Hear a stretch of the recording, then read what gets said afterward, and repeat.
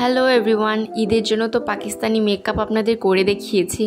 এবার দেখানোর পালা হচ্ছে পাকিস্তানি হেয়ারস্টাইল। যারা সব ড্রেসের সাথে স্ট্রেট হেয়ার রাখতে রাখতে বোর হয়ে গিয়েছেন তাদের জন্য এই ভিডিওটি। তো আমি সবগুলো হেয়ারস্টাইল আমার উপর ট্রাই করব, দেখব কেমন লাগে আর আপনাদেরও দেখাবো। প্রথমেই হচ্ছে বউ দিয়ে করা এই হেয়ারস্টাইলটি কিন্তু এখন সুপার ট্রেন্ডি। আপনারা যে কোনো পাকিস্তানি ফটোশ্যুটগুলোতে দেখতে পারবেন বা পাকিস্তানি ড্রেসের সাথে যে বিভিন্ন ক্যাটালগুলো আসছে এবার সেইগুলোতে দেখতে পারবেন। সবগুলোতে কিন্তু এই হেয়ারস্টাইলটা করা। তো আমি জানতাম না যে 3 পিসের সাথেও এই বউ দিয়ে করা হেয়ারস্টাইলগুলো এত বেশি কিউট লাগে, এত বেশি সুন্দর লাগে। সবসময় তো আমরা গাউন দিয়ে এই টাইপের বউগুলা ট্রাই করে থাকি। তো আপনারা কিন্তু দেখতেই পাচ্ছেন 3 পিসের সাথেও এই বউ হেয়ারস্টাইলটা কত বেশি কিউট লাগছে। তো আপনারা কিন্তু এইবার ঈদে পাকিস্তানি ড্রেসগুলোর সাথে এই হেয়ারস্টাইলটা ট্রাই করতে পারেন, অনেক বেশি সুন্দর লাগবে।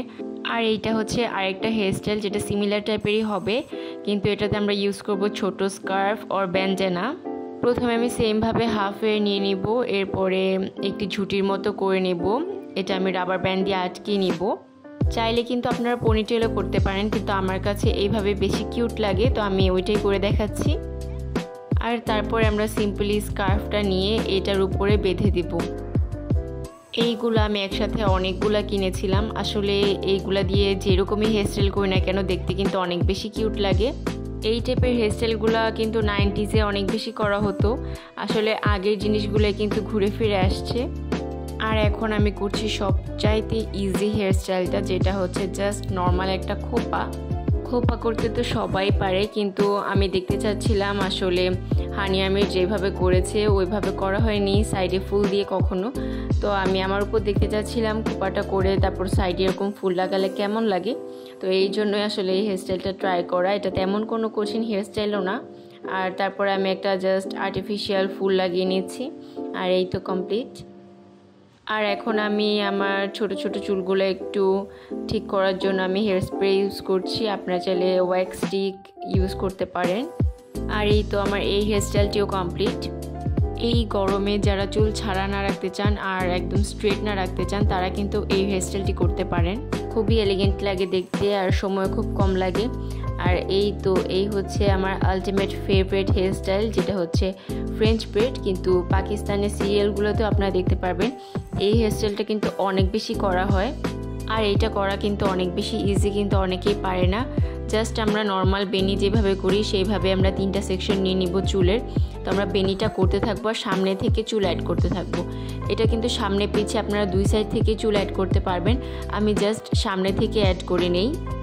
আমি হয়তো অনেক ভালো এক্সপ্লেইন করতে পারছি না, কিন্তু আপনারা হয়তো দেখে বুঝতে পারছেন আমি কিভাবে করছি।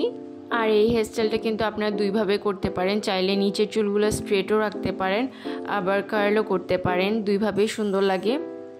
শুধু ঈদেই না, বিভিন্ন হলুদের প্রোগ্রামে কিন্তু এই হেয়ারস্টাইলটা অনেক বেশি করা হয়। মাঝখানে টিকলি পরলে কিন্তু দেখতে আরও বেশি সুন্দর লাগে। তো আমি কিন্তু ভিডিওটি কাট করছি না যাতে আপনাদের বুঝতে সুবিধা হয়। এই তো আমার করা শেষ হয়ে গেলে আমি আরেকটু লম্বা করে বেনি করে নিয়েছি, যেটা আমি এখানে আটকে নিব পিন দিয়ে।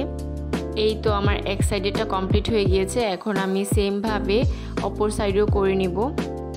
আর এই হচ্ছে আমার ফাইনাল লুক। চাইলে কিন্তু সামনের চুলটা একটু কার্ল করে নিতে পারেন, আমি স্ট্রেটই রেখেছি। তো আমাকে কিন্তু অবশ্যই কমেন্ট করে জানাবেন কোন হেয়ারস্টাইলটি আপনার কাছে বেশি সুন্দর লেগেছে আর কোন হেয়ারস্টাইলটি আমার উপর বেশি মানিয়েছে, যেটা আমি ঈদের দিন ট্রাই করতে পারি। আর আমার কোন টাইপের ভিডিওগুলো আপনাদের বেশি ভালো লাগে এটা একটু আমাকে কমেন্ট করে জানাবেন, তাহলে আমি ওইভাবে ভিডিও করার ট্রাই করবো। Thanks for watching.